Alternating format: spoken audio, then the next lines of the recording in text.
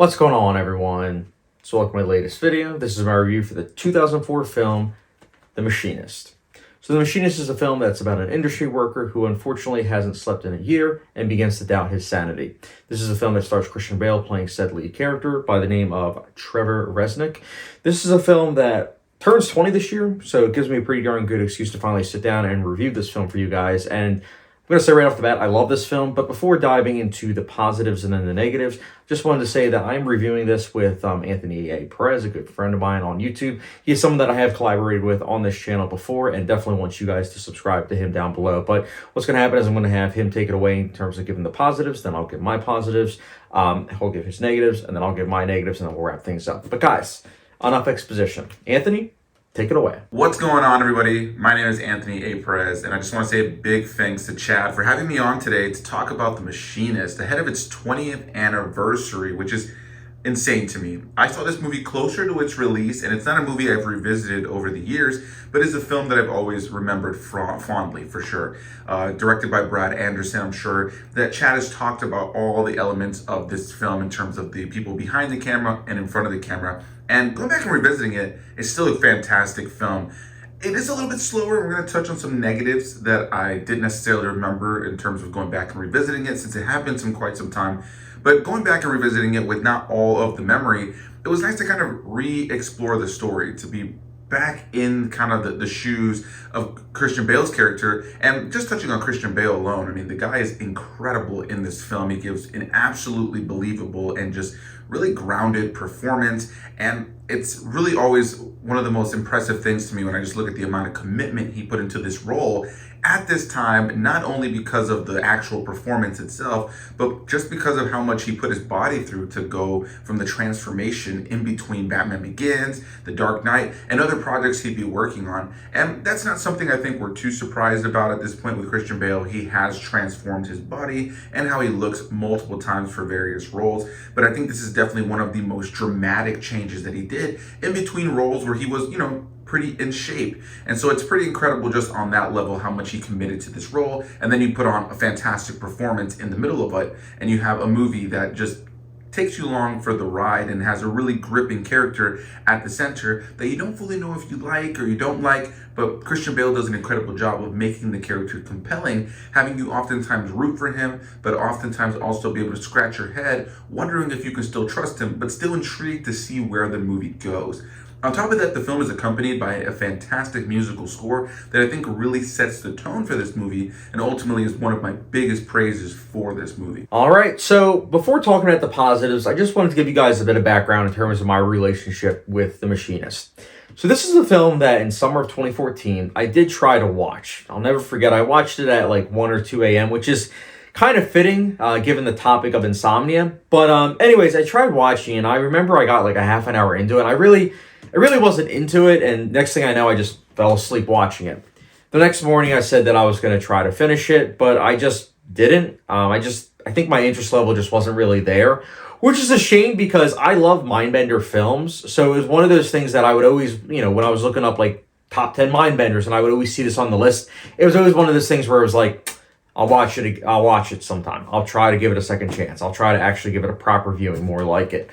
And it just never happened until 2022. 2022, it was on Amazon Prime, and I said, you know what? Screw it. I'm going to finally try to give it a second chance. And it's funny because the first like 20 or so minutes watching it again, it was like, well, okay, I guess I'm having the same thoughts. Like, I guess I'm just not going to love this film. But as it progressed, I liked it more and more until the ending, and I was like, wow, I love this film. This is absolutely fantastic. It's definitely a film that when I rewatch it, I'm going to like it even more. And sure enough, my issues with the film was the first act on my first proper viewing. On second viewing, I actually did not have those issues. And on third viewing, which was yesterday, I definitely did not have those issues. This is a tightly crafted film. It is 101 minutes long. And throughout the entire duration, I just find myself really mulling over the complexity of this film. Like, sure, don't get me wrong. When people talk about this film, the first thing that they mention is Christian Bale's transformative performance. And yes, it is incredible. He lost 63 pounds. He went from 173 pounds to 110. And he's 6 foot tall. Like, that's insane. But his dedication, yes, is incredible. And I definitely loved it. It's one of my favorite performances from him just in general.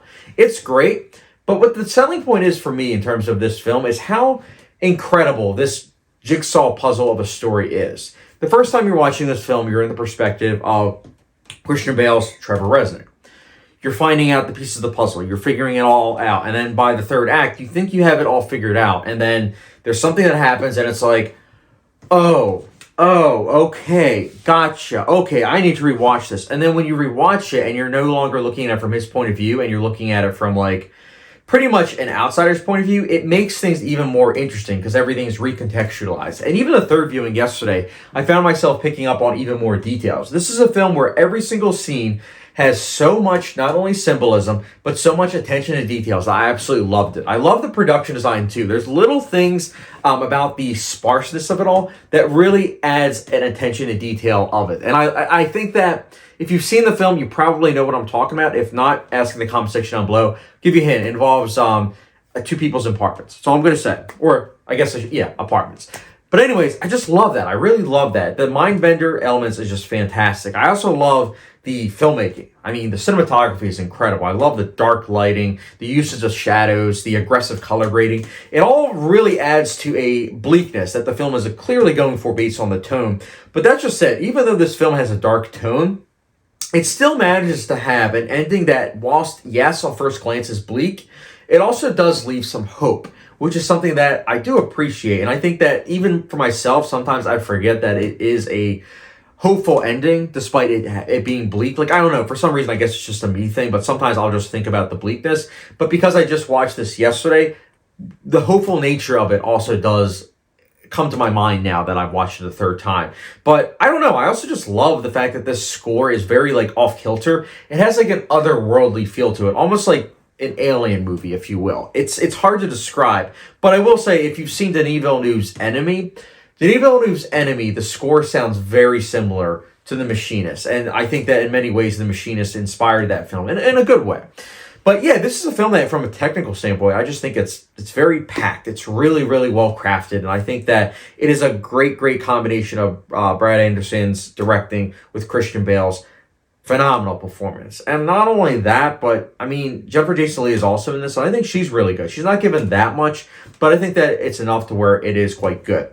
Now, all of this said, I will say this. If you're someone that doesn't really like mind bender films, I don't think you'll necessarily like this film because it does constantly leave you guessing with what's real and what's not. And for someone like myself, I love that. It makes it so that way it's rewarding with each viewing that I'm picking up on more and more details. But for some people, you might not like that. And I get that because the third viewing last night, I watched it with my spouse. And she, about 55 minutes into it, she bailed. She just didn't really like how it was one of those things where, you had to, pretty much constantly be on the toes of like what's real, what's not, and kind of guess. And I said to her, I was like, yeah, but you like Shutter Island. And that's a film where it is similar, where it's like, okay, what's real and what's not. And she said, not quite. And I was like, what do you mean? And she said it best. That is a film that you constantly think that everything is real. And then the third act, when there's something that's revealed, and then you constantly have to then question everything after, because it pulled the rug out from under you, it makes sense in that context. And I get that viewpoint, I do, because for me, I guess going into Shutter Island, I knew that there was going to be a twist, but for viewers that didn't know there was going to be a twist, I can imagine just viewing it as like okay, this is it. But The Machinist, right away, it lets you know that you need to be on your toes, because what's real and what's not, you as an audience member are going to have to be able to pick up on that, because we're putting the pieces of the puzzle, you got to put it together. So I liked it. Definitely one of the best twists, in my opinion. And not only that, just a film that I love. It's one of my favorite films of all time. And yeah, a lot of positives, as you can tell. So that being said, Anthony, kick it away with negatives. And now, Chad wanted me to talk about my negatives. And what I can say about my negatives on an overall level is that I think that beyond this movie being incredibly well made, incredibly well shot, incredibly well acted, and having that great musical score that I mentioned,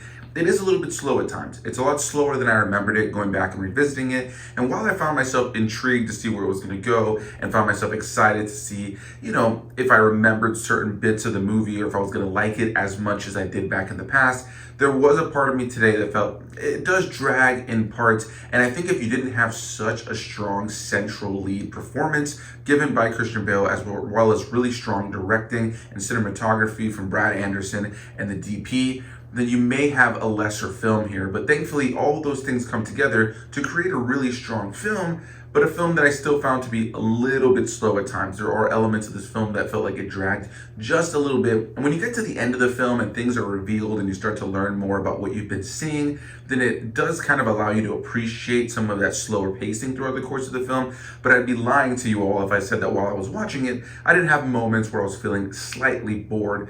But that's not to say this isn't a fantastic film. And honestly, those are my only real big gripes. The only other small gripe would be the character of Ivan, who of course is kind of predominantly in the head of Christian Bale throughout the course of this film.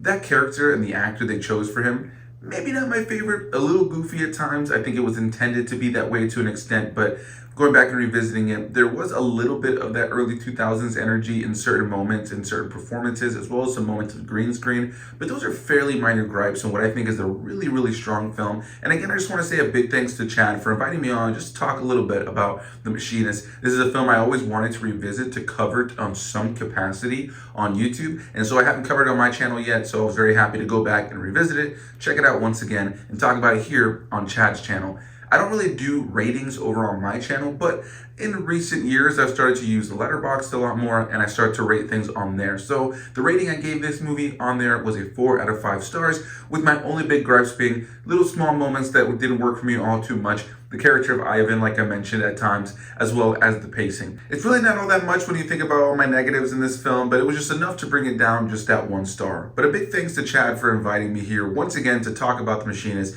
Always a pleasure to join Chad talking about anything here on YouTube. And again, my name is Anthony A. Perez. If you go over to YouTube and type in Anthony A. Perez or Anthony Perez movie reviews, whatever the case may be, I should pop up where I talk about all things movies, TVs, Star Wars, and tons of other geeky things. Again, a big thanks to Chad for having me on, and I'll see you guys in the next one. All right, just want to give a huge thank you to Anthony A. Perez for being on my channel. Anthony, you are the best. Anytime you want to collaborate, I'm there for you, man. So again, don't forget to subscribe to him on his YouTube channel as well as his letterbox. I'll put both in the comment section. Well, not comment section down below, the description down below. But yeah, so for me, my negatives, I really don't have any. I don't. Like I said before, my negative was the first act, like it finding it slow. And I feel like for a first time viewer, that might be the case. But for me, I really don't have any negatives. I think that it is a great film. I still haven't been able to say, you know what, this is a 5 out of 5, but it's pretty darn close. I do think it's a great film. Again, one of my favorite films from the 2000s, and I'm glad that in 2022 I finally decided that I was going to watch it, because like I said, I saw it in 2022 and I'm filming this in 2024, so I've seen it 3 times already, and I'm definitely going to rewatch it many more times. And that's why I'm glad that I own this on Blu-ray. So The Machinist, if you like Mindbender films, it's great. It's really great. And yeah, for me, The Machinist, I personally will be giving a...